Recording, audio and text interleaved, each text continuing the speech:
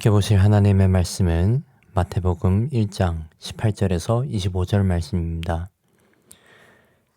예수 그리스도의 나심은 이러하니라. 그의 어머니 마리아가 요셉과 약혼하고 동거하기 전에 성령으로 잉태된 것이 나타났더니 그의 남편 요셉은 의로운 사람이라. 그를 드러내지 아니하고 가만히 끊고자 하여 이 일을 생각할 때에 주의 사자가 현몽하여 이르되 다윗의 자손 요셉아, 내 아내 마리아 데려오기를 무서워하지 말라. 그에게 잉태된 자는 성령으로 된 것이니라. 아들을 낳으리니 이름은 예수라 하라. 이는 그가 자기 백성을 그들의 죄에서 구원할 자이심이라 하니라. 이 모든 일이 된 것은 주께서 선지자로 하신 말씀을 이루려 하심이니 이르시되 보라, 처녀가 잉태하여 아들을 낳을 것이요 그의 이름은 임마누엘이라 하리라 하셨으니 이를 번역한즉 하나님이 우리와 함께 계시다 함이라. 요셉이 잠에서 깨어 일어나 주의 사자의 본부대로 행하여 그의 아내를 데려왔으나 아들을 낳기까지 동침하지 아니하더니 낳음에 이름을 예수라 하니라. 우리는 오늘 본문을 통해 예수님께서 이 땅 가운데 태어나심에 대한 내용을 보게 됩니다. 사건을 들여다보면 요셉은 마리아와 약혼을 한 사이였습니다.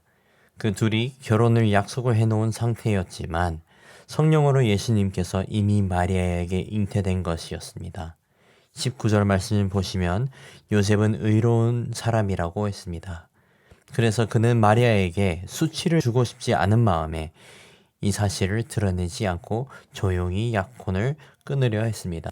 하지만 그때 하나님의 사자, 즉 천사가 꿈에서 요셉에게 네 아내 마리아에게 잉태된 자는 성령으로 된 것이라.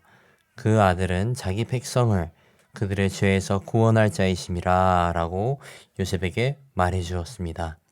결국 요셉은 순종하였고 마리아와 결혼을 했고 아기가 태어나시고 이름을 천사의 말대로 예수라 지었습니다. 본문을 뒤돌아보면 요셉에게 나타난 천사의 소식은 요셉에게도 그리고 모든 인류에게 기쁜 소식이었습니다. 이 기쁜 소식은 바로 구원의 소식이었습니다. 물론 요셉에게는 혼란스러울 수 있는 상황이었지만 그는 이 사실을 순종으로 받아들였고 마리아를 아내로 맞이하게 됐습니다. 마리아에게 성령으로 잉태된 예수님은 하나님의 구원을 이루실 분이셨습니다. 예수님의 히브리어 이름인 예슈아는 여호수아와 같은 이름으로 여호와는 구원이시다라는 뜻을 동일하게 가지고 있습니다. 그는 단순히 육체적인 의미로 구원을 하실 분이 아니라 가장 근본적인 의미에서 구원하실 분이셨습니다. 다시 말해서 예수님은 인간의 근본적인 문제였던 죄로부터 우리를 구원하실 분이었다는 것을 뜻하고 있습니다. 그런 예수님이 태어나신다는 소식은 요셉에게 그리고 우리 모두에게 기쁜 소식입니다. 예수님이 오시기 이전의 상태는 어땠습니까? 로마서 3장 23절을 보시면 모든 사람이 죄를 범하였음에 하나님의 영광에 이르지 못하더니, 즉 모든 사람이 죄를 범했습니다. 그래서 하나님과의 연결고리가 끊어져 버렸던 것입니다. 그 연결고리가 끊어짐으로 일어난 일은 혼돈과 무질서였습니다. 로마서 3장 9절에서 18절을 보시면 모든 사람은 하나님께 죄를 범했다고 나와 있고 죄를 범해서 마땅히 주님께 감사를 드리지 못하고 있었고 죄를 범해서 세상 속에서 혼돈과 무질서를 일으키고 있다고 합니다. 하나님은 예수님을 통해 자비와 용서하시는 모습을 시편 130편에서 선명하게 나타내고 있습니다. 이스라엘아, 여호와를 바랄지어다. 여호와께서는 인자하심과 풍성한 속량이 있음이라. 그가 이스라엘을 그의 모든 죄악에서 속량하시리로다. 시편 130편 7절에서 8절 말씀이었습니다. 또한 예수님께서 이 땅 가운데 오신 사건은 하나님께서 이사야서 7장 14절 말씀을 이루시는 사건이었습니다. 그러므로 주께서 친히 징조를 너희에게 주실 것이라. 보라, 처녀가 잉태하여 아들을 낳을 것이요 그의 이름을 임마누엘이라 하리라.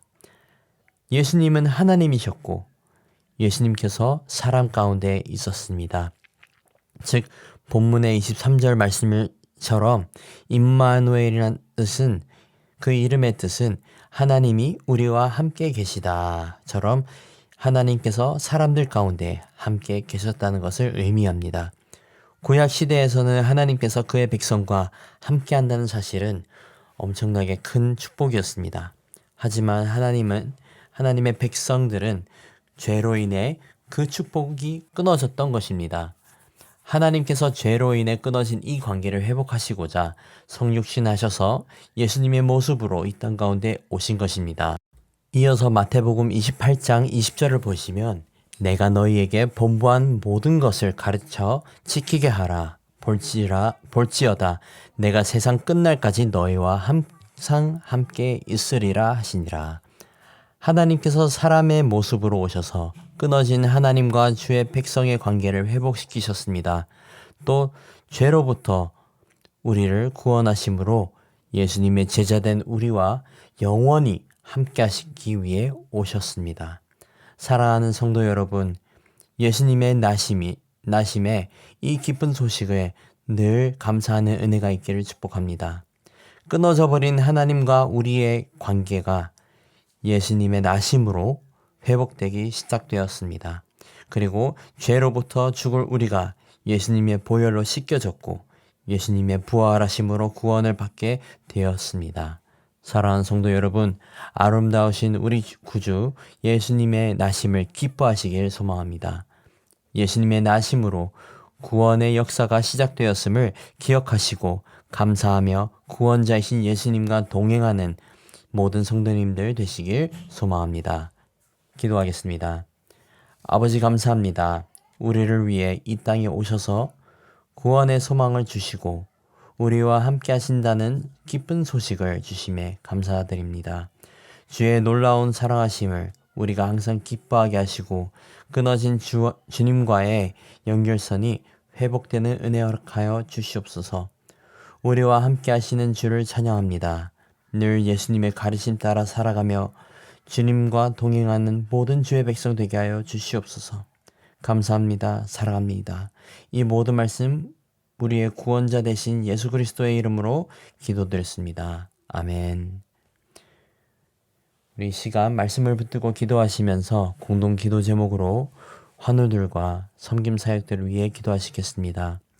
교회의 편찮으신 성도님들과 그들의 영육 간의 강건함을 위해 기도해 주시고 사회봉사 사역과 교회 내의 카페와 이제 주차장 사역 등 모든 섬김 사역들을 위해 기도하시겠습니다. 마지막으로 코로나의 종식과 우크라이나의 전쟁의 종식을 위해 기도하시겠습니다.